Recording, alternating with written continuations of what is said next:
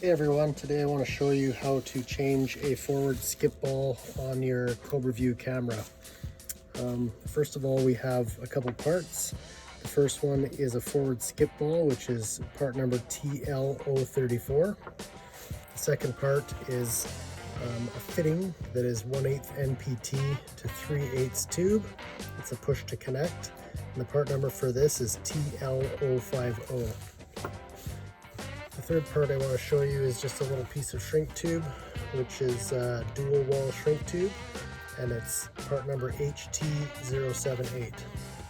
So when you have a skipper ball that's fallen off of a Cobraview camera, you can simply just make sure that the end of the tube is trimmed nice and clean.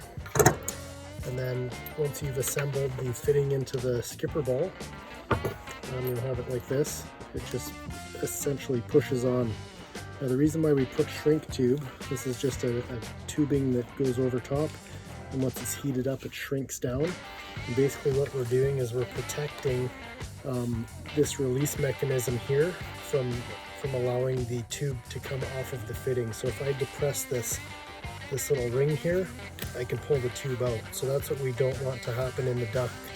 If this hooks on an edge of something, it can actually pull your skipper ball off. So this is your line of defense by putting the shrink tube on, heating it up, and you should be good to go.